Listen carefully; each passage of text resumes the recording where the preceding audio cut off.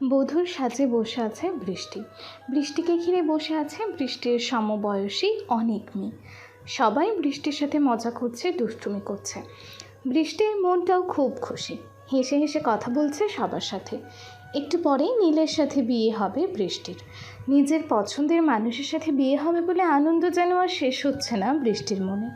হঠাৎ নীলের মা এসে বৃষ্টিকে বলল, দেখি দেখি আমার নীলামাকে কেমন লাগছে দেখি।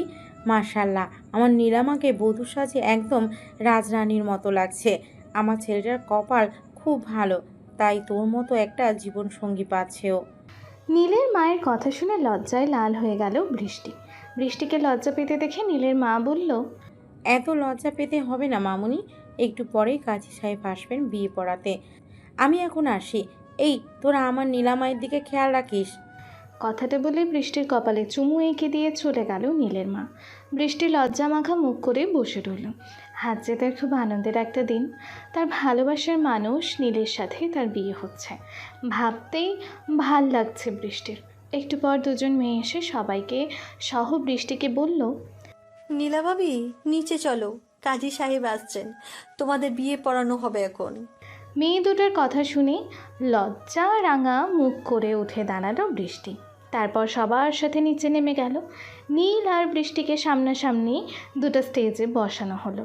বৃষ্টি আর চোখে তার ভালোবাসার মানুষ নীলকে একবার দেখে নিল। শেরওয়ানিতে বেশ সুন্দর লাগছে নীলকে, আর নীলের চোখও এখন তার নীলার দিকে।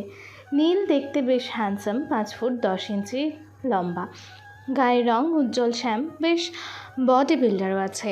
শেরওয়ানিতে যেন আরও বেশি সুন্দর লাগছে আজ নীলকে। কাজী সাহেব এসে বিয়ে পড়াতে শুরু করলেন।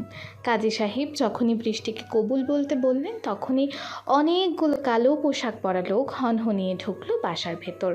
আর তাদের পেছন পেছন ঢুকলো একজন সুদর্শন ছেলে, প্রায় 6 ফুট হাইট, গায়ের রং ফর্সা, চুলগুলো অনেক সিল্কি আর স্টাইল করা, মুখে খোঁচা খোঁচা দাড়ি, আর বডি বিল্ডার। হাতে সিগারেট নিয়ে খেতে খেতে বাসার ভেতরে ঢুকলো সে।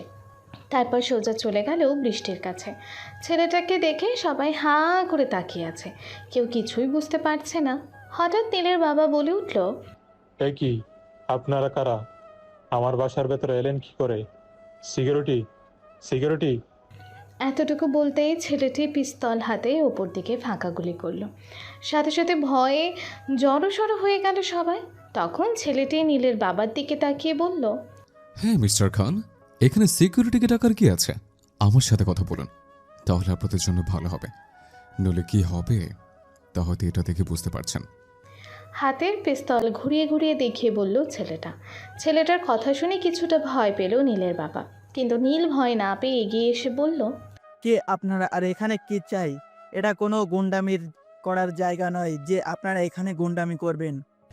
নীলের কথা শুনে ছেলেটি ভয়ানকভাবে হাসতে লাগলো। তারপর হাসি থামিয়ে বলল, আরে মিস্টার নীল আহমেদ, তোমাকে কে বলল যে এখানে আমি গুন্ডামি করতে এসেছি? আমি তো এখানে আমার বউকে নিতে এসেছি, যাকে এখন তুমি বিয়ে করতে চাচ্ছিলে। ছেলেটার কথা শুনে রাগে আগুন হয়ে গেল নীল। এদিকে বৃষ্টি ভয়ে গুটিসুটি মেরে বসে আছে। নীল রেগে গিয়ে বলল, হোয়াট ডু ইউ ম্যান? মুখ সামলে কথা বলুন। কে আপনি আর এখানে এসে এসব বলার মানে কি? আমি কি জানতে চাও? তাহলে শোনো, আমি তোমার হবু বউয়ের প্রথম এবং শেষ স্বামী, হাসান চৌধুরী শ্রাবণ, যাকে 1 বছর আগে বিয়ের রাতে ছেড়ে চলে এসেছিল তোমার হবু বউ বৃষ্টি। শ্রাবণের কথা শুনে সবাই অবাক হয়ে গেল। আর নীল দুপা পিছিয়ে গিয়ে বলল, আপনি এসব কি বলছেন? নীলা বিবাহিত, আর আপনি ওনার স্বামী। কি প্রমাণ আছে আপনার কাছে? প্রমাণ দেখতে চাও? ওয়েট। কথাটা বলে বৃষ্টির কাছে এগিয়ে গেল শ্রাবণ। তারপর বৃষ্টির দিকে ঝুঁকে বলল, সুইটহার্ট, আমি কি এত তাড়াতাড়ি ভুলে গেছো তুমি? এখানে সবাইকে বলে দাও, আমি তোমার স্বামী শ্রাবণ, আর তুমি আমার বউ বৃষ্টি। শ্রাবণের কথা শুনে উঠে দাঁড়ালো বৃষ্টি। তারপর রাগী গলায় বলল, আমি বৃষ্টি নই, আমার নাম নীলা, আর আমি চিনি না আপনাকে। কে আপনি? কেন করছেন এমন এখানে এসে? বৃষ্টির কথা শুনে রাগ উঠে গেল শ্রাবণের। শ্রাবণ রাগী গলায় বলল, বৃষ্টি, আমি জানি তুমি আমায় খুব ভালো করে চিনতে পারছো, কিন্তু নাটক করছো আমার থেকে বাঁচতে। সেটা তো সম্ভব নয় সুইটহার্ট, তোমাকে তো আমার সাথে যেতে হবে। না, নীলা নাটক করছে না বাবা, নীলা সত্যি কথাই বলছে। পেছন থেকে বলে উঠল নীলের মা। নীলের মায়ের কথা শুনে পেছনে ঘুরে ভ্রু কুঁচকে নীলের মায়ের দিকে তাকালো শ্রাবণ।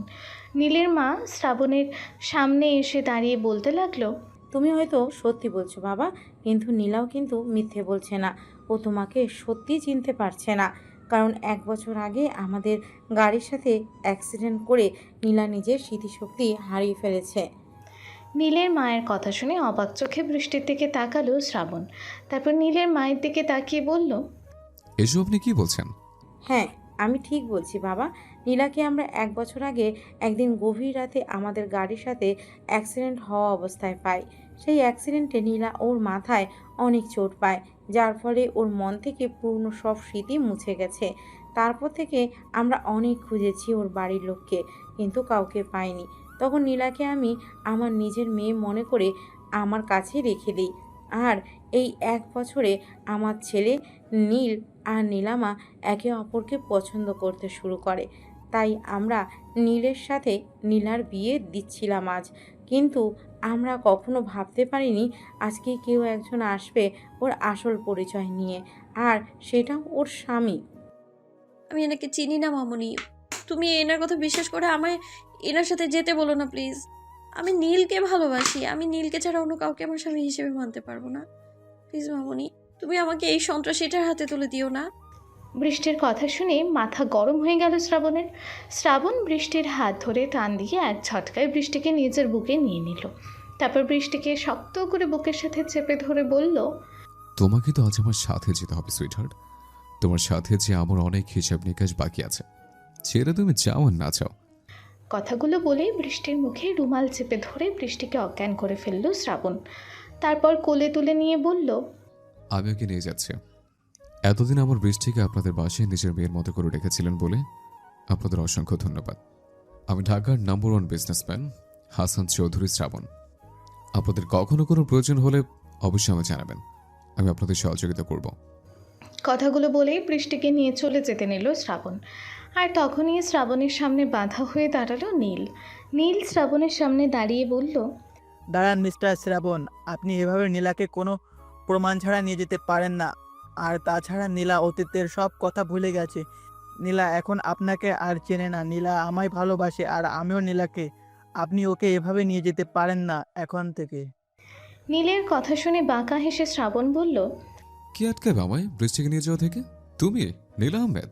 হ্যাঁ, আমি আপনাকে আটকাবো, কারণ আমি নীলাকে ভালোবাসি আর নীলাও আমার ভালোবাসে। আজ আমাদের বিয়ে, আপনি হঠাৎ কোথা থেকে এসে নিজেকে নীলার স্বামী বলে দাবি করেন। এটা আর কেউ মানলেও আমি মানব না। নীলের কথা শুনে রাগ যেন মাথায় উঠে গেল শ্রাবণের। শ্রাবণ নীলকে কিছু বলবে তার আগেই নীলের বাবা এসে নীলকে থামিয়ে দিয়ে বলল, আপনি কিছু মনে করবেন না মিস্টার শ্রাবণ চৌধুরী। নীল ছেলে মানুষ, তাই আপনাদের ব্যাপারে ভালোভাবে না জেনে এমন বলছে। আপনি নীলকে নিয়ে যান, কোনো প্রমাণ চাই না আমাদের। নীলের বাবার কথা শুনে নীল অবাক হয়ে বলল, আব্বু, তুমি এসব কি বলছো আব্বু? চেনা নাই জানা নাই, কোনো প্রমাণ ছাড়াই তুমি এভাবে আমার নীলাকে ওনার হাতে তুলে দিতে পারো না। এটা আর কেউ মানলেও আমি মানব না।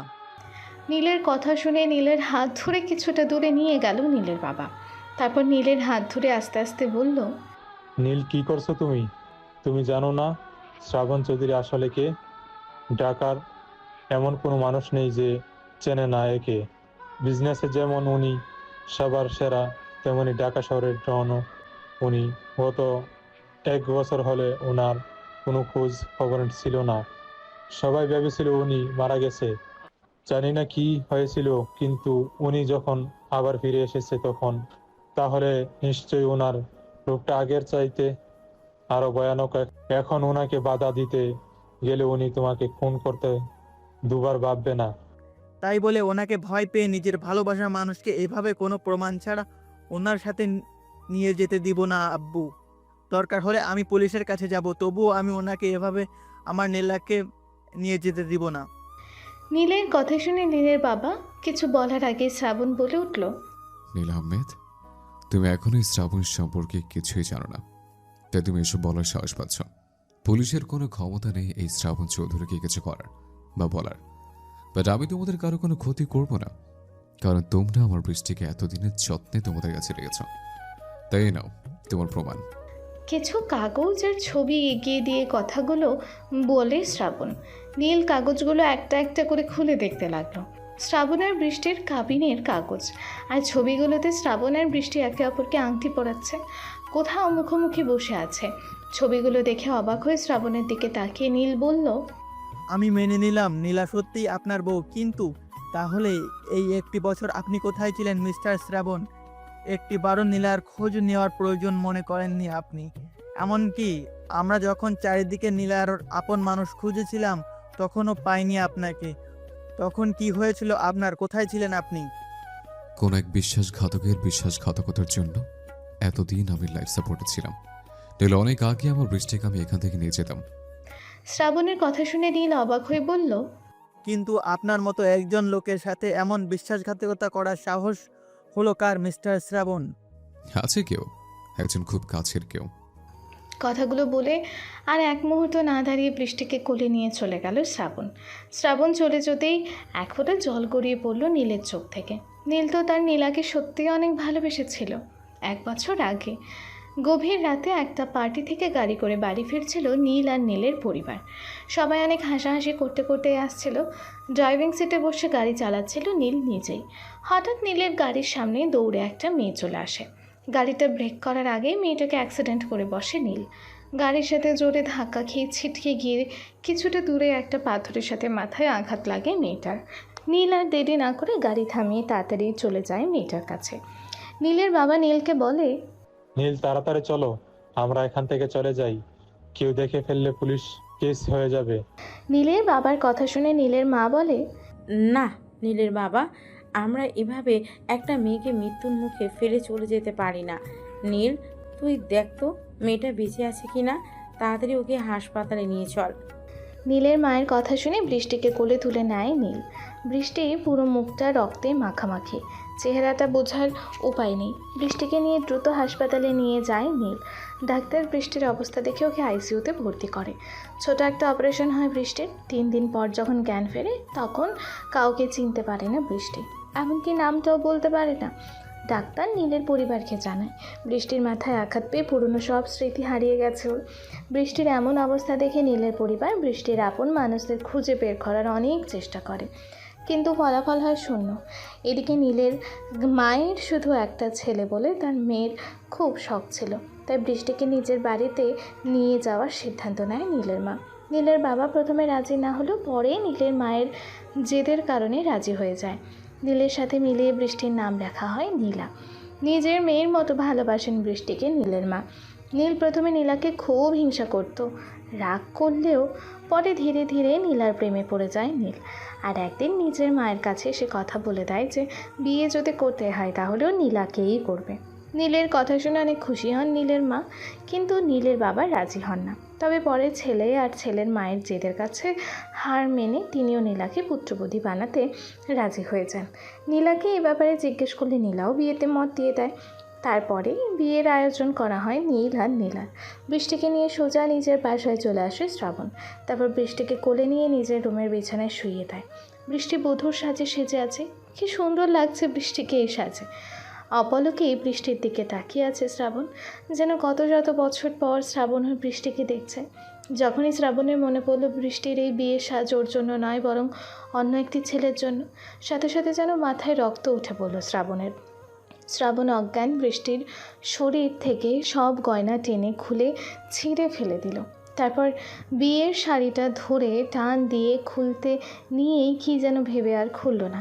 একটা সিগারেট ধরিয়ে ব্যালকনিতে চলে গেল শ্রাবণ। তারপর ডুব দিল অতীতে।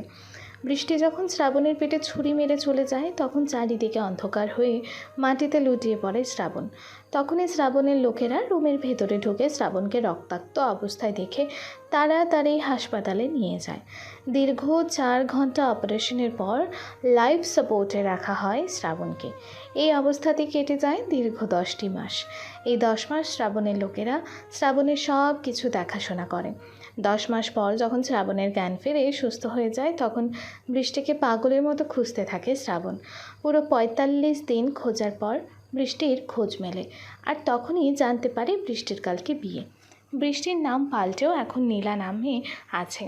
নীলের বাড়ির সবার খোঁজ খবর নিয়ে বৃষ্টির কাছে আসে শ্রাবণ। তার পরের ঘটনা তো সবাই জানেই। সুস্থ হয়ে ফেরার পর থেকে শ্রাবণের একমাত্র সাথেই সিগারেট। যে শ্রাবণ আগে সিগারেট স্পর্শ করেও দেখতো না, সেই শ্রাবণ এখন দিনে কতগুলো সিগারেট খায় সে নিজেও জানে না। মাঝে মাঝে মদ খেয়েও পড়ে থাকে শ্রাবণ। আর এসব কিছুর মূল কারণ হচ্ছে বৃষ্টির বিশ্বাসঘাতকতা। সকাল 9টা। জ্ঞান ফিরে অপরিচিত একটি রুমের বিছানায় নিজেকে আবিষ্কার করে বৃষ্টি। বৃষ্টির মাথাটা প্রচুর ঝিমঝিম করছে।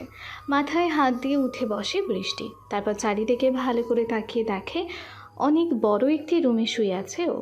রুমে দেয়ালের সাথে লাগানো আছে বৃষ্টির অনেকগুলো ছবি। কিছু ছবিতে বৃষ্টির সাথে শ্রাবণও আছে। বৃষ্টি অবাক চোখে সব দেখতে থাকে আর মনে মনে ভাবতে থাকে, এই ছবিগুলো আমি কবে তুললাম? আর আমার সাথে এই লোকটাই বা এলো কি করে? তাহলে কি উনি সত্যি বলছিলেন? আমি কি সত্যি ওনার বউ? তাই যদি হবে তাহলে আমার কিছু মনে নেই কেন? বৃষ্টি এমন আকাশ পাতাল চিন্তা করতে ব্যস্ত। আর তখনই রুমে ঢোকে শ্রাবণ। দরজা খোলার শব্দ পেয়ে ছবির দিকে থেকে চোখ সরিয়ে শ্রাবণের দিকে তাকায় বৃষ্টি। শ্রাবণ একটা গ্লাসে করে লেবুর শরবত নিয়ে বৃষ্টির দিকেই এগিয়ে আসছে। শ্রাবণকে দেখে কাল বিয়ের সময়ের কথা মনে পড়ে যায় বৃষ্টির। সাথে সাথে বৃষ্টির জড়সড় হয়ে বসে পিছুতে থাকে। শ্রাবণ শরবতের গ্লাস হাতে বৃষ্টির পাশে এসে বসে। গ্লাসটা বৃষ্টির দিকে এগিয়ে দিয়ে বলে, এই নাও সুইটহার্ট, শরবতটা খেয়ে নাও, ভালো লাগবে। আমি বাড়ি যাব। আমায় আপনি কেন নিয়ে এসেছেন? আমি বাড়ি যাব। বৃষ্টির কথা শুনে রাগ উঠে গেল শ্রাবণের। শ্রাবণ ডাকটাকে সংযত রেখে বাঁকা হেসে বলল, এটাই তো তোমার আর আমার বাড়ি বৃষ্টি, আর এটাই আমাদের রুম। তুমি তো তোমার বাড়িতে আছো। আমি বৃষ্টি নই, আমার নাম নীলা। কেন তুলে এনেছেন আপনি আমায়? আমি আমি আমার নীলের কাছে যাব, প্লিজ আমায় যেতে দিন। আমি আপনাকে চিনি না আমি আপনাকে। কথাগুলো চিৎকার করে বলতে বলতে শ্রাবণের হাতের শরবতটা নিচে ফেলে দিল বৃষ্টি। সাথে সাথে শ্রাবণের ডাকতে যেন মাথায় উঠে গেল। শ্রাবণ বৃষ্টির চুলের মুঠি ধরে দাঁতে দাঁত চেপে বলল, ভালো ভালো আমি যা বলছি তা করো, তাহলে আমি ভুলে যাব তোর মেমোরি লস হয়েছে। আমার মাঝে ডেঞ্জারাস লাভারকে জায়গায় তুলিস না বৃষ্টি, সেটা তোর জন্য মোটেও ভালো হবে না। কথাগুলো বলেই চুলের মুঠি ছেড়ে দিল শ্রাবণ। তারপর বাইরে যেতে যেতে বলল, আলমারিতে তোমার কাপড় চোপড় রাখা আছে, ওখান থেকে একটা ফ্রেশ হয়ে পরে নিচে এসো। আমি জানি এই পোশাকে তোমার না দেখি, আর আমার কথার অমান্য হলে আমি কি করতে পারি তা তোমার ধারণারও বাইরে। কথাগুলো বলেই রুম থেকে বেরিয়ে গেল শ্রাবণ। শ্রাবণ চলে যেতে বৃষ্টি হু হু করে কাঁদতে লাগলো। কী হওয়ার কথা ছিল আর কি হচ্ছে এসব। বৃষ্টি নীলকে ভালোবাসে না ঠিকই, কিন্তু অপছন্দ করে না। আর নীলের মা বৃষ্টিকে নিজের মেয়ের মতো ভালোবাসা দিয়ে আগলে রেখেছেন এই একটি বছর। তার ইচ্ছের ওপর বৃষ্টি না করতে পারেনি, তাই নিজের ভালো লাগাটাকে ভালোবাসা ভেবে বিয়ে করতে যাচ্ছিল নীলকে। কিন্তু হঠাৎ কী থেকে কী হয়ে গেল কিছুই বুঝতে পারছে না বৃষ্টির মাথায়। বৃষ্টি কোনো উপায়ে অন্তর না দেখে বিছানা ছেড়ে নেমে আলমারির কাছে গেল। তারপর আলমারি খুলে দেখলো সেখানে অনেকগুলো জামা কাপড় রাখা, আর সবগুলোই ওর সাইজের। বৃষ্টি কিছুটা অবাক হলো জামা কাপড়গুলো দেখে। তারপর নীল রঙের একটা গাউন জামা বের করে ওয়াশরুমে চলে গেল বৃষ্টি। ওয়াশরুম থেকে ফ্রেশ হয়ে গাউনটা পরে নিল বৃষ্টি। তারপর আয়নার সামনে দাঁড়িয়ে ভেজা চুলগুলো মুছতে মুছতে ভাবতে লাগলো, সত্যি কি আমার নাম নীলা নয়, বৃষ্টি? সত্যি কি আমি ওই লোকটার বউ ছিলাম?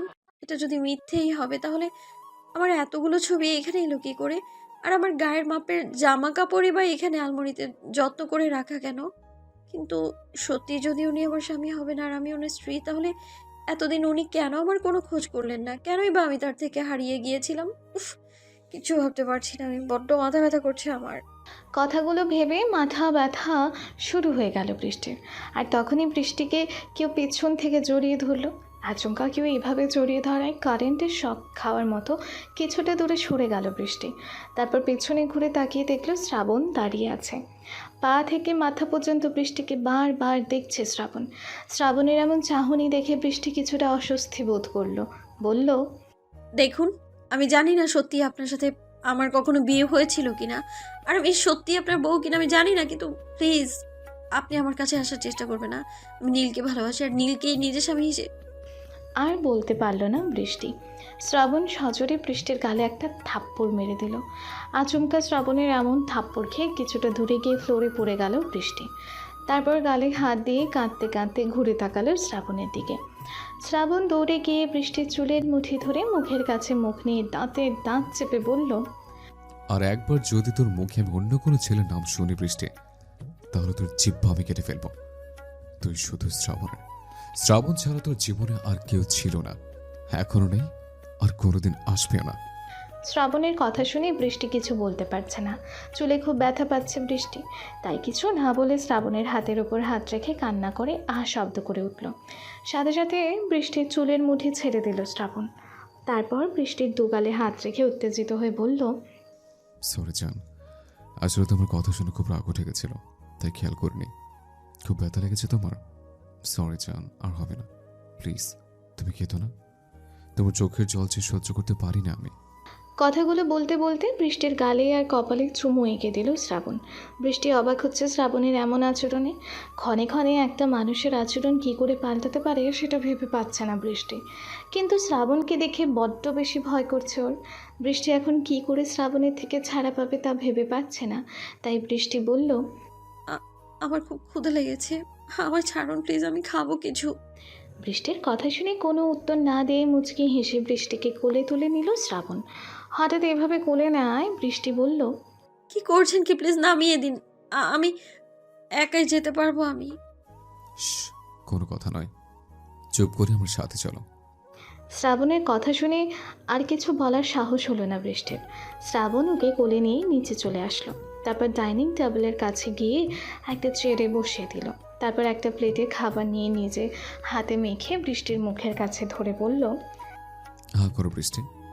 আমি একা খেতে পারবো, আপনাকে কষ্ট করতে হবে না। হুম, বলেছি না আমার কথার উপর কোনো কথা নয়। হা করো তুমি, এখন থেকে আমার হাতেই খাবে। কিন্তু আমি নিজে খেতে পারবো তো, আর তাছাড়া আমার কি হাত নেই যে আপনাকে খাইয়ে দিতে হবে আমায়? বেশি কথা আমি একদম পছন্দ করি না বৃষ্টি। ভালোই ভালোই হা করে খাবারটা খেয়ে নাও। শ্রাবণের ধমক খেয়ে আর কিছু বলার সাহস হলো না বৃষ্টির। চুপচাপ শ্রাবণের হাতে খেতে লাগলো। কেন জানে না শ্রাবণকে খুব কাছের কেউ মনে হচ্ছে বৃষ্টির। মনে হচ্ছে এর আগেও যেন শ্রাবণের এমন ধমক, এমন শাসন শুনেছেও। এই অল্প সময়ের মাঝে কেন জানে না শ্রাবণের প্রতি একটা ভালো লাগা কাজ করছে বৃষ্টির মনে। বৃষ্টি জানে না ওর এমন কেন হচ্ছে। তবে কি সত্যি লোকটা ওর স্বামী? সত্যি কি একসময় খুব ভালোবাসতো বৃষ্টি ওকে? এসব আকাশ পাতাল ভাবছে আর খাচ্ছে বৃষ্টি। কতটা খেয়েছে বৃষ্টির সেদিকে কোনো খেয়ালই নেই। হঠাৎ শ্রাবণের কথায় ধ্যান ভাঙে বৃষ্টির। আরে সুইটহার্ট, তোমার মেমোরি লস হয়ে কি তোমার খাওয়াটা অনেক বেড়ে গেছে নাকি? আগে কখনো তো তুমি এত খেতে দেখিনি। নাকি আমার হাতে খেয়েছো বলে এতগুলো খাবার খেলে? শ্রাবণের কথা শুনে প্লেটের দিকে একবার তাকিয়ে আবারও শ্রাবণের দিকে তাকিয়ে বৃষ্টি বলল, অনেক খেয়েছি মানে? আমি কই খেলাম? প্লেটের খাবারগুলো কই সব? এই, তোমার কি কিছুক্ষণ পরপর মেমোরি লস হয় নাকি সুইটহার্ট? নাকি খাবারটা একটু বেশি স্বাদের হয়েছে? এত খেলে তো মোটা হয়ে যাবে। অবশ্য তুমি মোটা হলে আমার তাতে কোনো আপত্তি নেই, শুধু আর করে নিতে পারবো না, এই আর কি। শ্রাবণের কথা শুনে রাগ হচ্ছে বৃষ্টির। বৃষ্টি নিজের রাগটাকে সংযত রেখে কৌতূহলবশত শ্রাবণকে জিজ্ঞেস করলো, আচ্ছা, আপনি তো বলেছিলেন আপনার সাথে আমার বিয়ে হয়েছিল, আমি আপনার বউ, তাহলে এই 1 বছর আপনি আমার কোনো খোঁজ করেননি কেন? বৃষ্টির প্রশ্ন শুনে মুখটা মলিন হয়ে গেল শ্রাবণের। শ্রাবণ শান্ত গলায় বলল, খুব কাছের একজন বিশ্বাসঘাতকতা করেছিল আমার সাথে। আমার বিশ্বাসের সুযোগ নিয়ে বুকে ছুরি মেরেছিল আমার, যার ফলে আমি তোমার খোঁজ নিতে পারিনি। শ্রাবণের কথা শুনে বৃষ্টি ভ্রুকুচকে বলল, কে সে যে আপনার সাথে বিশ্বাসঘাতকতা করেছিল, আর কেনই বা এমন করেছিল? আপনি শাস্তি দেননি তাকে? না, আমি তাকে শাস্তি দিতে পারবো না, কারণ সে আমার আত্মা, আমার প্রাণ সে। আর আত্মাকে কষ্ট দেওয়া মানে তো নিজেকেই কষ্ট দেওয়া, প্রাণকে শাস্তি দেওয়া মানে তো নিজেকে শাস্তি দেওয়া, তাই না? আপনি যাকে এত ভালোবাসেন সে কেন করেছিল আপনার সাথে বিশ্বাসঘাতকতা? কি এমন হয়েছিল যে সে এমনটা করেছে আপনার সাথে? সে উত্তরটা আমারও অজানা বৃষ্টি, তবে খুব জলদি সে উত্তর পেয়ে যাবো আমি। এখন শুধু তোমার স্মৃতি ফেরার অপেক্ষা। আমার স্মৃতি ফেরার সাথে আমার উত্তর পাওয়ার কি সম্পর্ক? সে তুমি বুঝবে না। খাওয়া শেষ, এখন লক্ষ্মী মেয়ের মতো রুমে গিয়ে বসে থাকো। আমি খাওয়া শেষ করে আসছি, তোমার সাথে কিছু কথা আছে।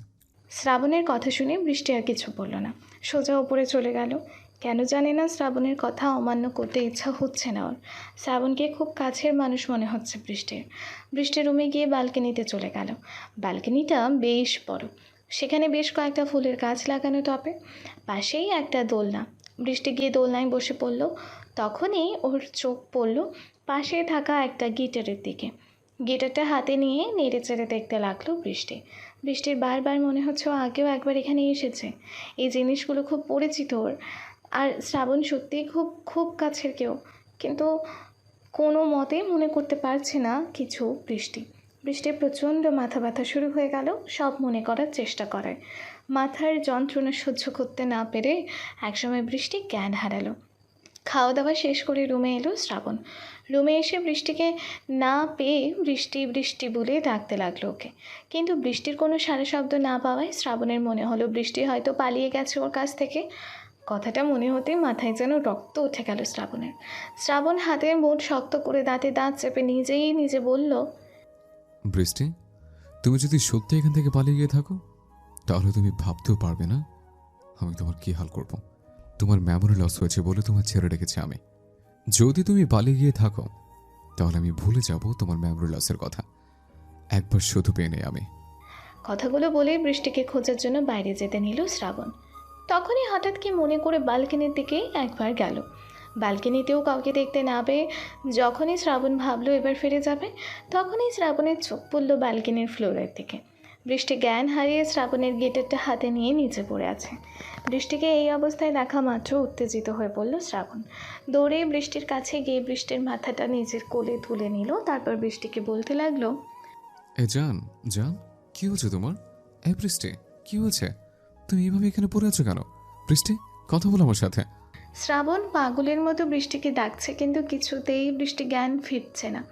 তাই শ্রাবণ বৃষ্টিকে কোলে তুলে নিল। তারপর দ্রুত চলে গেল গাড়িতে। গাড়ি করে বৃষ্টিকে হাসপাতালে নিয়ে গেল শ্রাবণ। ডাক্তার এসে বৃষ্টিকে দেখে শ্রাবণকে বলল, মিস্টার শ্রাবণ, আপনার ওয়াইফকে এখন একটু ঘুমাক, আপনি আমার সাথে আসুন। ডাক্তারের কথা শুনে বৃষ্টির মাথায় হাত বুলিয়ে ডাক্তারের কাছে চলে গেল শ্রাবণ। ডাক্তার নিজের চেম্বারে গিয়ে বসে শ্রাবণকে বলতে লাগলো, মিস্টার শ্রাবণ, আপনার কাছে যা শুনলাম আর আপনার ওয়াইফকে দেখে যা বুঝলাম তাতে বেশ ভালো করে আমি বুঝতে পারি যে আপনার ওয়াইফ তার মাথার অ্যাক্সিডেন্টে খুব বেশি আঘাত পেয়েছে, যার কারণে ওনার স্মৃতি নষ্ট হয়ে গেছে। আর উনি হয়তো কোনোভাবেই আজকে পুরনো কোনো কথা জোর করে মনে করার চেষ্টা করেছিল, তার ফলশ্রুতি সেই অজ্ঞান হয়ে হারিয়েছে। ডাক্তারের কথা শুনে শ্রাবণ বলল, আমার বৃষ্টির কি আর কখনো তার পুরনো স্মৃতি ফিরবে না ডাক্তার?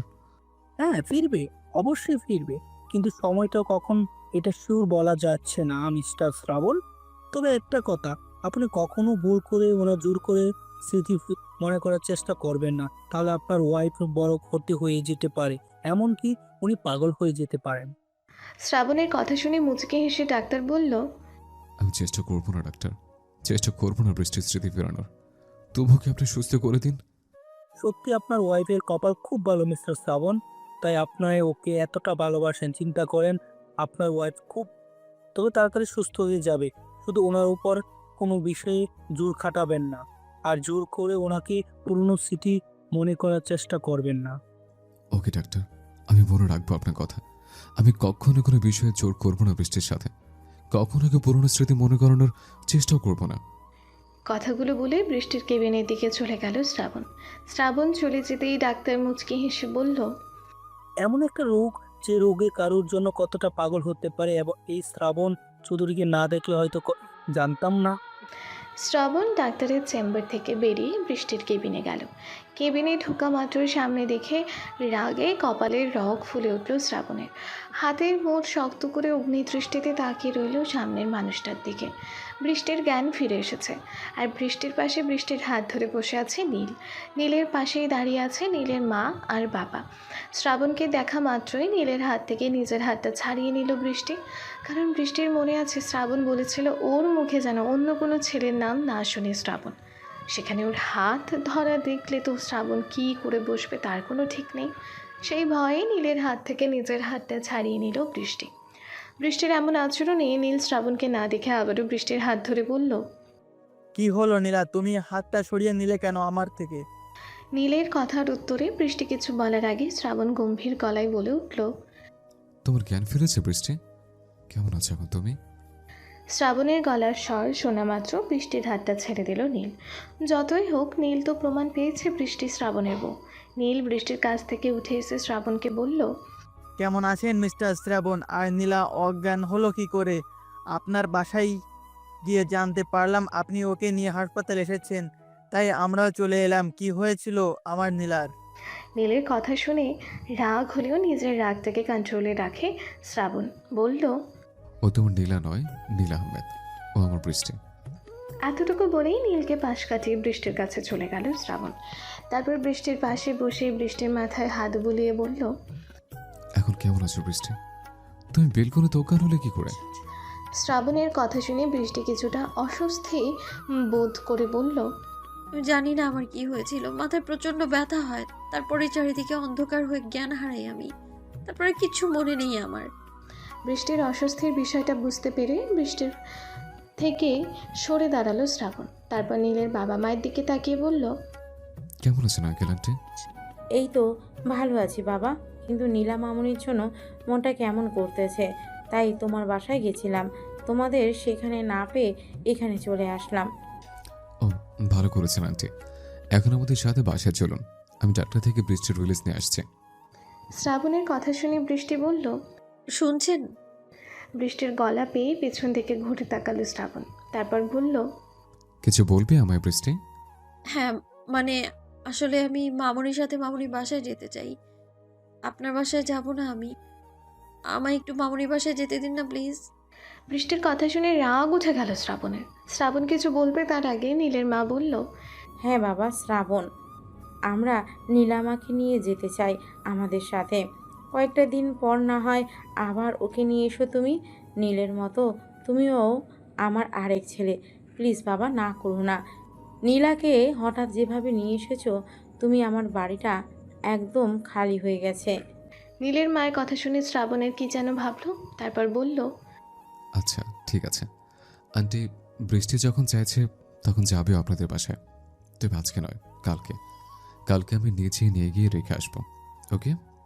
কথাগুলো বলেই কারো কোনো উত্তরের অপেক্ষা না করে নীলের হাত ধরে নিয়ে চলে গেল শ্রাবণ। বৃষ্টির কেবিন থেকে বাইরে বেরিয়ে শ্রাবণ নীলকে উদ্দেশ্য করে বলল, দেখো নীল, আমি তোমাদের কাছে অনেক কৃতজ্ঞ। তোমরা আমার অসুস্থতার সময় আমার বৃষ্টিকে নিজেদের বাড়ির মেয়ের মতো করে রেখেছ, তাই। কিন্তু একটা কথা ভুলে জানো, বৃষ্টি আমার বউ, তাই ওর থেকে যত দূরে থাকবে তুমি, তোমার জন্য ততই ভালো হবে।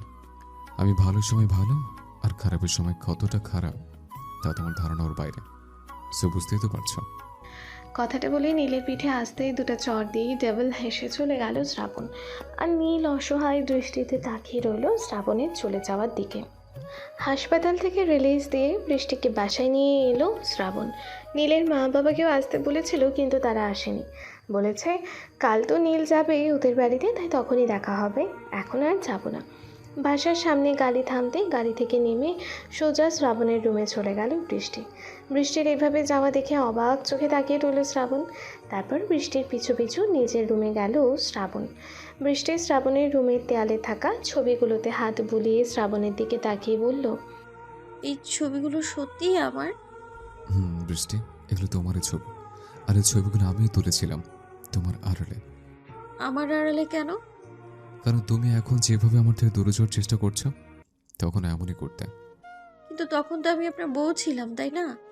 আর তখন আমার স্মৃতিও ঠিক ছিল, তাহলে আমি আপনার থেকে দূরে যেতে চাইতাম কেন?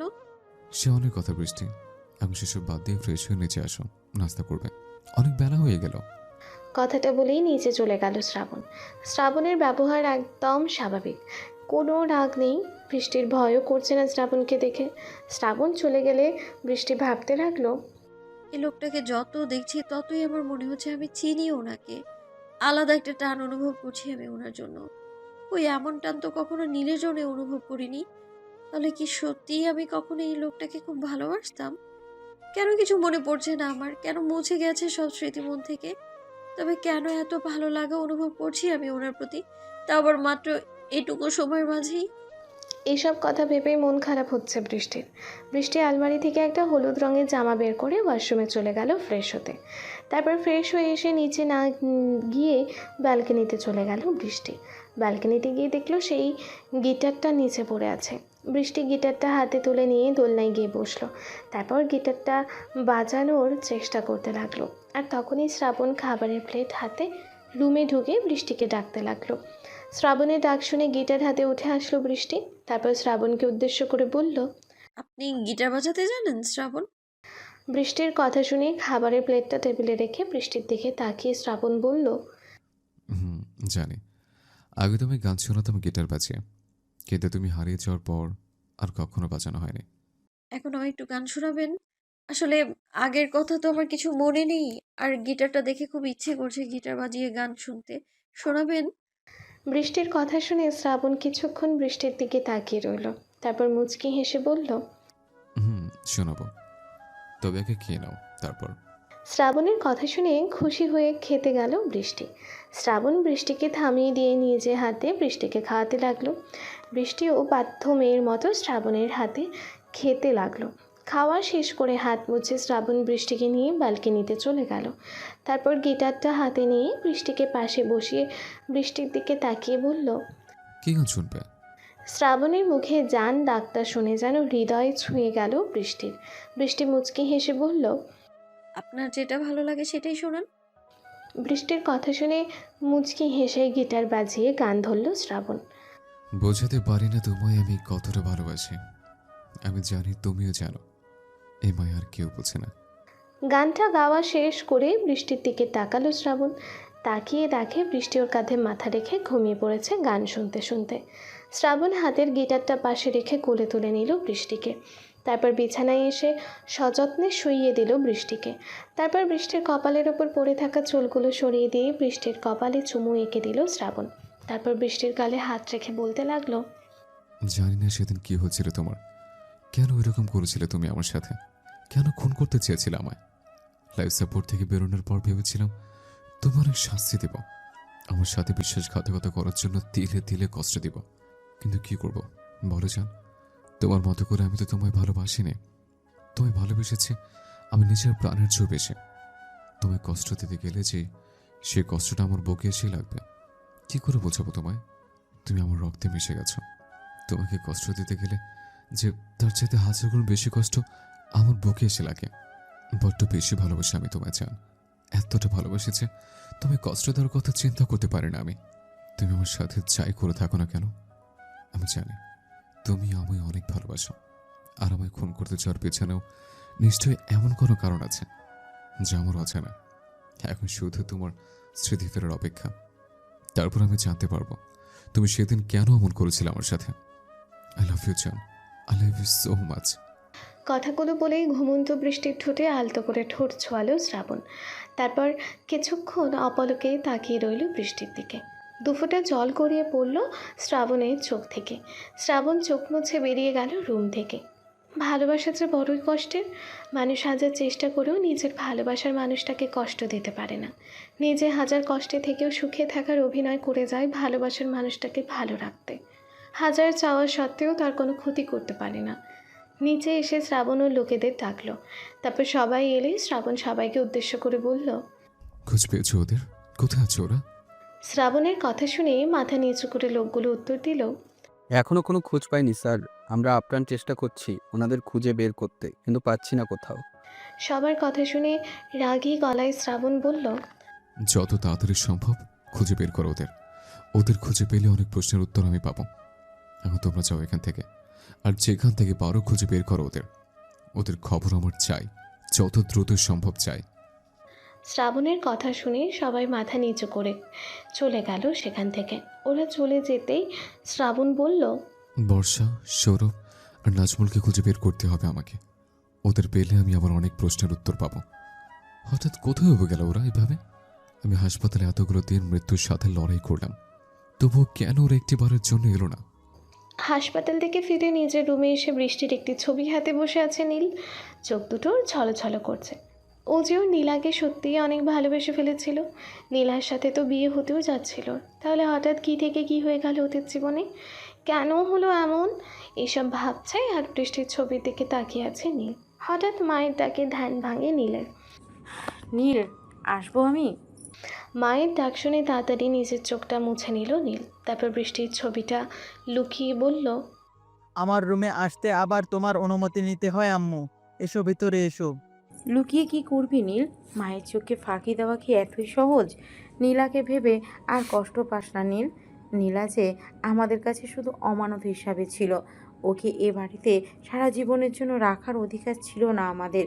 যার জিনিস সে তো নিয়ে যাবেই বল, আমাদের তো সেখানে করার কিছুই নেই।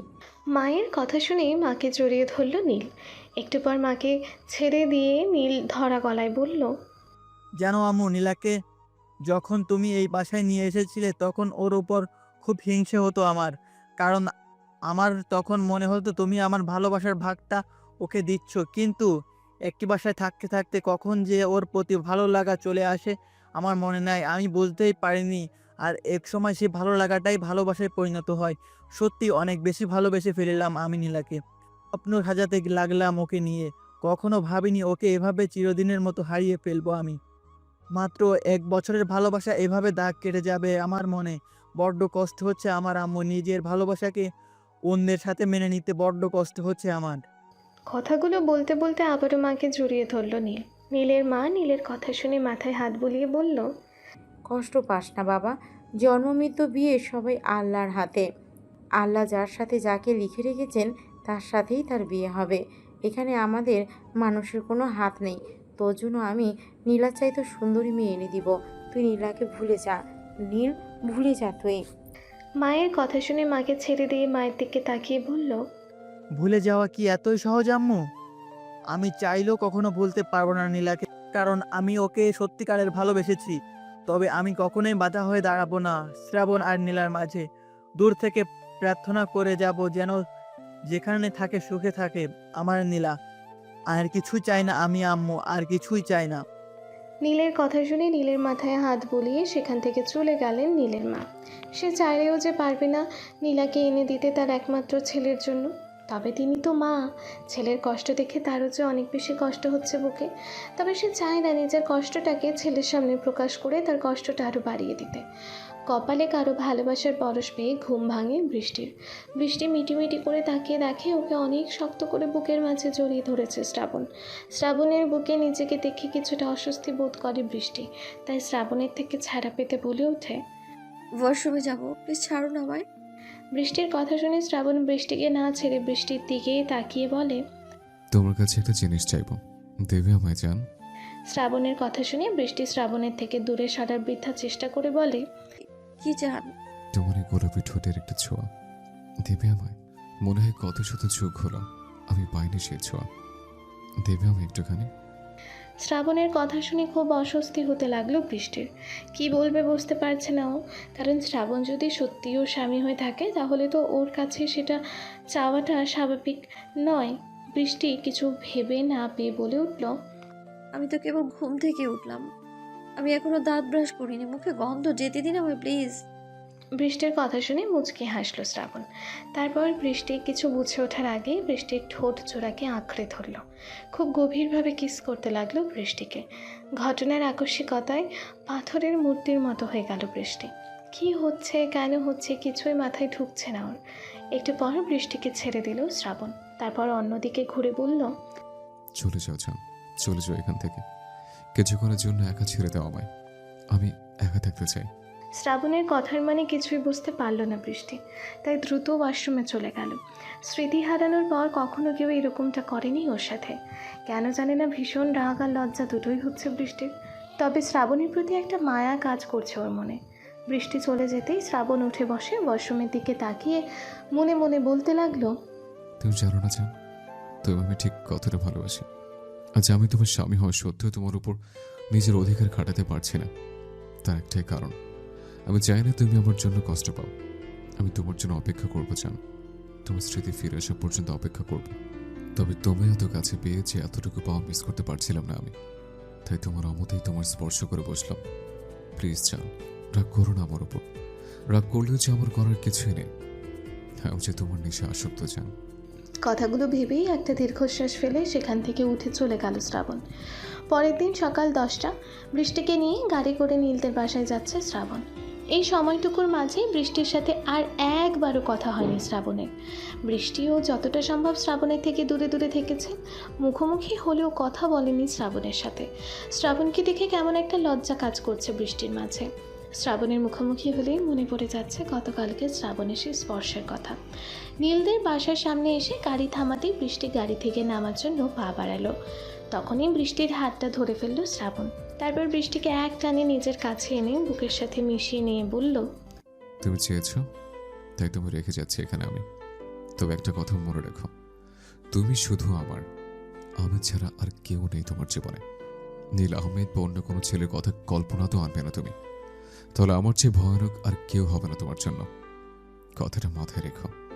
কথাগুলো এক নিঃশ্বাসে বলেই বৃষ্টির কপালে চুমু দিয়ে বৃষ্টিকে ছেড়ে দিল শ্রাবণ। তারপর একটা ফোন বৃষ্টির দিকে এগিয়ে দিয়ে বলল, এই ফোনটা তোমার কাছে রাখো বৃষ্টি, আমি যখন কল দিব আমার সাথে কথা বলবে এটা দিয়ে। আর ঠিক মতো খাওয়া দাওয়া করবে, নিজের যত্ন নিবে। আমি আগামী পরশু দিনে এখান থেকে নিয়ে যাবো তোমায় আমার কাছে। এখন যাও। এতটুকু বলতেই বৃষ্টি কোনো কথা না বলে গাড়ির দরজা খুলে নেমে যেতে নিল। আর তখনই আবারও বৃষ্টির হাত ধরে টান দিল শ্রাবণ। শ্রাবণের টান দেওয়াতে শ্রাবণের বুকে মুখ থুবড়ে পড়ল বৃষ্টি। বৃষ্টি মাথা তুলে জিজ্ঞাসু দৃষ্টিতে তাকালো শ্রাবণের দিকে। শ্রাবণ বৃষ্টির দিকে তাকিয়ে অসহায় ভাবে চেয়ে বলল, এখানে না থাকলে হয় না চান? তোমার ছাড়া যে থাকতে পারবো না আমি। চলো না ফিরে যাই, সবার সাথে একটু দেখা করে।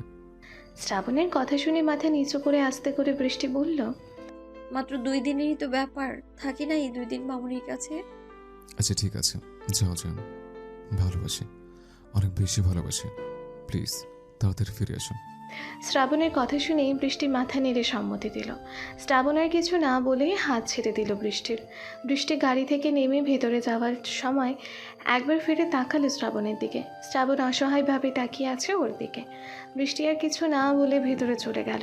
বৃষ্টি চলে যাওয়ার পর শ্রাবণ একটা দীর্ঘশ্বাস ফেলে গাড়িতে স্টার্ট দিয়ে চলে গেল। বাসার ভেতরে ঢুকতেই বৃষ্টিকে দেখে এগিয়ে এলো নীলের মা। তারপর বৃষ্টির হাত ধরে আনন্দিত কণ্ঠে বলল, কেমন আছিস নীলামা? তোর শরীর এখন কেমন? জামাই এলো না তোর সাথে? শ্রাবণ কোথায়? ভালো আছি মামুনি, তুমি কেমন আছো? উনি আসেনি, ওনার কাজ আছে বললেন। আমিও ভালো আছি। আয় মা, বস এখানে। নীল, এই নীল, দেখ, যা দেখে যা, নীলামা এসেছে। নীল নামটা শুনতেই রুম থেকে এক প্রকার দৌড়ে এলো নীল। তারপর নীলার কাছে এসে নীলার দিকে কিছুক্ষণ তাকিয়ে থেকে জিজ্ঞেস করলো, কেমন আছো নীলা? জি ভালো আছি আমি, আপনি কেমন আছেন নীল ভাইয়া? আসি। শ্রাবণ চৌধুরী আসেননি তোমার সাথে? না, ওনার কি কাজ আছে বললেন, তাই নামিয়ে দিয়ে গেলেন আমায়। এভাবে কিছুক্ষণ গল্প করে কাটালো বৃষ্টির। বিকেলে নিজের রুমে বসে আছে বৃষ্টি। এতটুকু সময় প্রায় 7 থেকে 10 বার ফোন করে কথা বলেছে শ্রাবণ বৃষ্টির সাথে। বৃষ্টি চুপচাপ বসে আছে আর ভাবছে শ্রাবণের কথা। শ্রাবণের কথা মনে করছে আর এক অজানা অনুভূতি খেলে যাচ্ছে বৃষ্টির মনে। তখনই বৃষ্টির ধ্যান ভেঙে দিয়ে রুমে ঢুকলো নীলের মা। তারপর বৃষ্টির পাশে বসে বলল, নীলামা, তুই যে এই দুদিন শ্রাবণের কাছে থাকলি, ওর কাছে থেকে কি মনে হলো তোর? মানে পুরনো কিছু কি মনে পড়ছে তোর? শ্রাবণ তোর ওপর কোনো রকম অত্যাচার করেনি তো? বা তোর ওপর জোর করেনি তো? আমার কাছে কিছু লুকাবি না মা। পেটে না ধরলেও এই 1 বছরে তুই আমার মেয়েই হয়ে গেছিস। নীলের মায়ের কথা শুনেই নীলের মাকে জড়িয়ে ধরল বৃষ্টি। তারপর মুচকি হেসে বলল, এতগুলো প্রশ্ন একসাথে করলে আমি উত্তর দিব কি করে বলো তো মামুনি? তো একটা একটা করে বল না। আমার যে কিছু ভালো লাগছে না মা তোর জন্যে। একটা কথা কি জানো মামুনি, আমার কেন যেন ওনার বাসায় যাওয়ার পর, ওনার কাছাকাছি থাকার পর বারবার মনে হয়েছে আমি চিনি ওনাকে। উনি আমার খুব কাছের কেউ। অজানা একটা মায়া কাজ করছে আমার ওনার জন্য। অজানা একটা ফিলিংস আগে যা কখনোই ওনার জন্য হয়নি, কারোর জন্যই হয়নি মামুনি। এমনটা কেন লাগে আমার ওনার জন্য আমি জানি না মামুনি। যেন উনি আমার কত জনম জনমের চেনা। এক নিঃশ্বাসে কথাগুলো বলে থামলো বৃষ্টি। বৃষ্টিকে থামতে দেখে বৃষ্টির মাথায় হাত রেখে নীলের মা মুচকি হেসে বলল, এটাই তো প্রকৃত ভালোবাসা নীলা। পবিত্র সম্পর্ক এটাকেই বলে। তুই যে সত্যি শ্রাবণীর স্ত্রী ছিলি, তোর এই অনুভূতিটাই তার প্রমাণ। আর শ্রাবণকে দেখে যতটা বুঝতে পেরেছি ছেলেটা তোকে পাগলের মতো ভালোবাসে। নীলের মায়ের কথা শুনে নীলা দীর্ঘশ্বাস ছেড়ে বলল, হয়তো তুমি ঠিকই বলছো মামুনি, কিন্তু আমি কিছুতেই মনে করতে পারছি না কেন পুরনো কথাগুলো মনে করার চেষ্টা করলে মাথায় প্রচণ্ড ব্যথা হয় আমার। জোর করে কিছু মনে করার চেষ্টা করিস না নীলা, সময় এলে নিজে থেকেই সব মনে পড়ে যাবে তোর। আচ্ছা তুই থাক, আমি এখন আসি, একটু কাজ আছে। কথাগুলো বলেই বৃষ্টির মাথায় হাত বুলিয়ে চলে গেল নীলের মা। নীলের মা চলে যেতে নীল নীলার রুমের দরজার সামনে এসে বলল, ভেতরে আসতে পারি নীলা? আরে নীল ভাইয়া, আসো, ভেতরে আসো। আমার রুমে ঢুকতে তোমার অনুমতির দরকার হয় বুঝি? আগে হয়নি, কিন্তু এখন তো তুমি অন্য একজনের বউ, তাই দরকার হয় নীলা। নীলের কথা শুনে আর কিছু বলল না নীলা, মাথা নিচু করে ফেলল। নীলাকে মাথা নিচু করে মন খারাপ করে থাকতে দেখে নীল বলল, বাইরে থেকে আমি সব শুনেছি নীলা আম্মু, আর তোমার সব কথা শুনেছি আমি। আসলে তোমার মনের মাঝে আমার জন্য ভালো লাগা ছাড়া আর কখনো কিছুই ছিল না। সত্যিকারের ভালো তুমি শুধু শ্রাবণ চৌধুরীকেই বাসো, আমাকে নয়। আসলে নীল ভাইয়া, আমায় বলতে দাও নীলা, তুমি আসলে কখনোই আমার ছিলে না। তবে আমার এত আফসোস নেই জানো নীলা, আমি সব সময় চাইবো তুমি যেন শ্রাবণের সাথে সুখে থাকো। আর আমি জানি শ্রাবণ তোমার অনেক সুখে রাখবে, আর তার মতো করে ভালো তোমায় আর কেউ বাসতে পারবে না, এমনকি আমিও না। শ্রাবণ সত্যি তোমায় অসম্ভব ভালোবাসে, তুমি কখনো শ্রাবণকে ছেড়ে যেও না নীলা।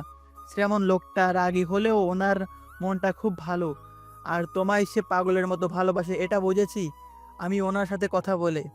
নীলের কথাগুলো মাথা নিচু করে মনোযোগ দিয়ে চুপ করে শুনছে বৃষ্টি, তবে কোনো কথার উত্তর দিচ্ছে না। হঠাৎ ফোনের শব্দে ধ্যান ভাঙে বৃষ্টির।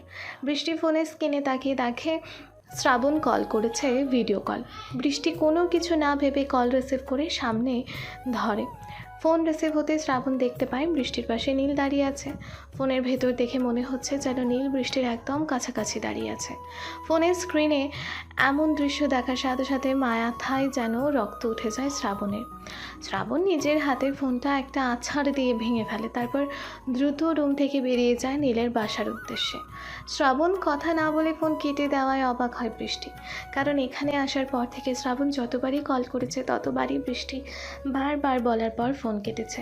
তাহলে এখন হঠাৎ কী হলো যে কথা না বলে কেটে দিল? নীলকে অন্য মনস্ক দেখে নীল বলে উঠল, আমি হয়তো তোমায় বিরক্ত করছি তাই না নীলা? তুমি থাকো, আমি যাচ্ছি, পরে কথা হবে। কথাটা বলেই বৃষ্টির উত্তরের অপেক্ষা না করে চলে গেল নীল। কিন্তু সেদিকে বৃষ্টির কোনো খেয়াল নেই। বৃষ্টি এখন তার শ্রাবণকে নিয়ে ভাবছে। আধ ঘন্টার মাঝেই নীলদের বাসায় এসে পৌঁছালো শ্রাবণ। তারপর সোজা চলে গেল নীলদের বাসার ভেতরে। জোরে জোরে ডাকতে লাগলো বৃষ্টির নাম ধরে। শ্রাবণের চিৎকার শুনে এক প্রকার দৌড়ে রুম থেকে বেরিয়ে এলো বৃষ্টি, সাথে নীলের বাবা মাও। বৃষ্টিকে দেখা মাত্র শ্রাবণ দ্রুত চলে গেল বৃষ্টির কাছে। তারপর কোনো কথা না বলে বৃষ্টির হাত শক্ত করে ধরে টানতে টানতে নিয়ে যেতে লাগলো দরজার দিকে। হাতের ব্যথায় বৃষ্টি বলে উঠল, কি করছেন শ্রাবণ? আমি এইভাবে ট্রেনে কোথায় নিয়ে যাচ্ছেন আপনি? ব্যথা পাচ্ছি আমি, আমার হাত ছাড়ুন প্লিজ। বৃষ্টির কথার দিকে কোনো ভ্রুক্ষেপ নেই শ্রাবণের। শ্রাবণের ফর্সা মুখটা যেন রাগেই লাল হয়ে আছে, কপালের রগগুলো সব ফুলে উঠেছে। বৃষ্টিকে নিয়ে দরজার কাছে যেতেই শ্রাবণের পথ আটকে দাঁড়ালো নীলের মা। তারপর বৃষ্টির দিকে একবার তাকিয়ে শ্রাবণের দিকে চোখ সরিয়ে বলল, কি হয়েছে শ্রাবণ বাবা, তুমি এমন করে নীলাকে নিয়ে কোথায় যাচ্ছ? কাউকে কিছু বললেও না। নীলের মায়ের কথা শুনে থেমে গেল শ্রাবণ, তারপর রাগী গলায় বলে উঠল, পথ ছাড়ুন আন্টি, আমি বৃষ্টিকে নিয়ে যাবো এখান থেকে। শ্রাবণের কথা শুনে অবাক চোখে তাকিয়ে নীলের মা বলল, আজকে সকালেই তো নীলা এলো এ বাড়িতে, আর এখনই ওকে নিয়ে যাবে মানে? নীলার না এখানে দুদিন থাকার কথা বাবা? কথা ছিল, এখন আর কোনো কথা নেই। আমি ওকে এখনই এখান থেকে নিয়ে যাব, আর কখনোই বাড়িতে আসবে নাও। সরুন আপনি আমার সামনে থেকে। কথাগুলো বলে নীলের মাকে আর কিছু বলার সুযোগ না দিয়ে বৃষ্টিকে নিয়ে বেরিয়ে এলো শ্রাবণ। তারপর গাড়ির দরজা খুলে ধাক্কা দিয়ে বৃষ্টিকে বসিয়ে দিয়ে দরজা লাগিয়ে দিল শ্রাবণ। তারপর নিজে গিয়ে বসলো ড্রাইভিং সিটে। এই গল্পটি আমি সোনালি আক্তার বৃষ্টি লিখেছি। তারপর খুব দ্রুত গাড়ি ছোটাতে লাগলো শ্রাবণ। এত জোরে গাড়ি চালানোর জন্য ভয়ে যেন আত্মা শুকিয়ে আসছে বৃষ্টির। বৃষ্টি ভয় পেয়ে শ্রাবণকে খামচে ধরে মাথা নিচু করে বসে রইল। সেদিকে শ্রাবণের কোনো খেয়াল নেই। শ্রাবণের চোখ থেকে যেন আগুন বের হচ্ছে রাগে। বাসার সামনে গাড়ি থামিয়ে বৃষ্টির হাত ধরে টানতে টানতে নিজের রুমে নিয়ে গেল শ্রাবণ। তারপর ধাক্কা দিয়ে ফেলে দিল বিছানায়। বৃষ্টি বিছানায় পড়ে গিয়ে ছলছল করে অবাক চোখে তাকালো শ্রাবণের দিকে। শ্রাবণের কেমন হিংস্র চেহারা দেখে ভয়ে কুকিয়ে উঠল বৃষ্টি। শ্রাবণকে আর কিছু বলার মতো সাহস নেই বৃষ্টির। হঠাৎ শ্রাবণ হিংস্রভাবে এগিয়ে এসে বৃষ্টির দুই হাত শক্ত করে চেপে ধরল বিছানার সাথে। বৃষ্টির ব্যথায় কুকিয়ে উঠল, কিন্তু সেদিকে ভ্রুক্ষেপ না করে বৃষ্টির ঠোঁট জোড়াকে আঁকড়ে ধরল শ্রাবণ। তারপর কিস করার বদলে এক প্রকার কামড়াতে লাগলো বৃষ্টির ঠোঁটে। মুখ আর হাতের ব্যথায় যেন জানটা বেরিয়ে যাচ্ছে বৃষ্টির, কিন্তু শ্রাবণের শক্তির কাছে ওর কোনো কিছু করার নেই। দুই চোখ বেয়ে গড়িয়ে পড়ছে অঝোর ধারে প্রাণী। বেশ কিছুক্ষণ পর বৃষ্টিকে ছেড়ে দিল শ্রাবণ। তারপর উঠে বসে অন্যদিকে ঘুরে তাকিয়ে গম্ভীর গলায় বলে উঠল, তোকে আমি বলেছিলাম বৃষ্টি, তুই আমার বউ, শুধু আমার। নীল বা অন্য কোনো ছেলের সাথে কথা বলবি না তুই, কিন্তু তুই সেটাই করলি। আজকের এই কথা যদি মনে থাকে তাহলে দ্বিতীয়বার আর কোনো ছেলের সাথে কথা বলতে হাজারবার ভাববি তুই। এটা তোর শাস্তি ছিল। কথাগুলো বলেই রাগে গজগজ করতে করতে রুম থেকে বেরিয়ে গেল শ্রাবণ। আর বৃষ্টি বিছানাতেই পড়ে থেকে হাত আর ঠোঁটের ব্যথায় চোখে জল ফেলতে লাগলো। তারপর কাঁদতে কাঁদতে একসময় ঘুমিয়ে পড়ল বৃষ্টি। অনেকক্ষণ পর শ্রাবণ ফিরে এলো বৃষ্টির কাছে তার রুমে ঢুকে দেখলো বৃষ্টি সেই একইভাবে শুয়ে ঘুমিয়ে আছে। চোখের কোণায় এখনও পানি লেগে আছে বৃষ্টির। ঠোঁট জোড়া লাল টকটকে হয়ে আছে, সাথে ঠোঁটের কোণায় জমাট বেঁধে আছে রক্ত। হাত দুটো একদম লাল টকটকে হয়ে গেছে। দুই জায়গায় শ্রাবণের হাতের নখ ঢুকে রক্তও বের হয়ে গেছে। বৃষ্টির এমন অবস্থা দেখে বুকের মাঝে কেঁপে উঠল শ্রাবণের। শ্রাবণ বৃষ্টিকে কোলে তুলে নিয়ে বিছানায় ঠিক করে শুইয়ে দিল। তারপর খুব যত্ন করে বৃষ্টির হাতে মলম লাগিয়ে নখ লেগে কেটে যাওয়া জায়গাটা পরিষ্কার করলো। তারপর বৃষ্টির কপালে চুমু এঁকে দিয়ে বলতে লাগলো, আমি জানি জান, আমি তুমি অনেক বেশি কষ্ট দিয়ে ফেলেছি, কিন্তু কি করব বলো? তুমি তো আমার কোনো কথাই শোনো না। আমি যেটা বলি তুমি সেটা উল্টোটাই করো সবসময়। কেন বলছো না তুমি জান? আমি ছাড়া অন্য কোনো ছেলের সাথে তোমায় কথা বলতে দেখলে অনেক কষ্ট হয় আমার। বুকের এইখানটায় পুরে পুরে ছাই হয়ে যায়। তখন কি করে তোমায় বোঝাবো আমি তুমি আমার কাছে ঠিক কি? প্রতিটা মুহূর্তে তোমাকে হারানোর ভয় তাড়া করে বেড়ায় আমায়। আর একবার তুমি হারালে যে সত্যি মরে যাবো আমি, বাঁচবো না আর তোমায় ছাড়া, বাঁচবো না আমি। প্লিজ জান, কখনো ছেড়ে যেও না আমায়। আমি যে সহ্য করতে পারবো না তুমি হারিয়ে বেঁচে থাকাটা। কথাগুলো বলতেই চোখ থেকে দুই ফোঁটা জল গড়িয়ে পড়ল শ্রাবণের। চোখটা মুছে নিয়ে সেখান থেকে চলে গেল শ্রাবণ। সন্ধ্যার পর ঘুম ভাঙল বৃষ্টির ঘুম ভাঙতেই উঠে বসল। তারপর হাতের দিকে খেয়াল করে দেখল ব্যথা অনেকটাই কমে গেছে। আরও বিছানায় ঠিকঠাক মতো শুয়ে আছে, কিন্তু ও তো এমনভাবে ঘুমায়নি, তাহলে ওকে ঠিক করে শুইয়ে দিল কে? এসব ভাবতে ভাবতে ওয়াশরুমে চলে গেল বৃষ্টি। তারপর ওয়াশরুমের আয়নায় নিজেকে দেখে একটা দীর্ঘশ্বাস ছেড়ে ফ্রেশ হয়ে বেরিয়ে এলো। বৃষ্টির বারবার মনে হচ্ছে এমন অত্যাচারের সাথে যেন ও অনেক আগে থেকেই পরিচিত। ওয়াশরুম থেকে বের হতে বৃষ্টি দেখলো শ্রাবণ খাবার হাতে বসে আছে বৃষ্টির জন্য। বৃষ্টিকে বের হতে দেখে শ্রাবণ বলে উঠল, এখানে এসো জান, আমি তোমাকে খাইয়ে দিচ্ছি। খাবারটা কি ওষুধ খেয়ে নাও, ব্যথা ঠিক হয়ে যাবে। শ্রাবণের কথা শুনে স্তব্ধ হয়ে দাঁড়িয়ে রইল বৃষ্টি। তারপর মনে মনে ভাবতে লাগলো, এই লোকটা এমন আজব কেন? নিজেই আঘাত করবে, আবার নিজেই সেই আঘাতে মলম লাগাবে, নিজেই কষ্ট দেবে, আবার সেই কষ্ট সে ভালোবাসা দিয়ে ভুলিয়ে দেবে। এমনও মানুষ হয়? এই লোকটা সত্যি সবার চাইতে আলাদা। তো আমার কেন মনে হচ্ছে আমি ভালোবাসি তাকে? আমার সাথে এমন বাজে আচরণের পরেও কেন তার উপর রাগ হচ্ছে না আমার? আমার কেন বারবার মনে হচ্ছে খুব কাছের কেউ সে, যাকে ছাড়া আমার জীবনটা হয়তো অপূর্ণ। ওই গত 1 বছরে তো কখনো এমনটা লাগেনি আমার কারো জন্যে।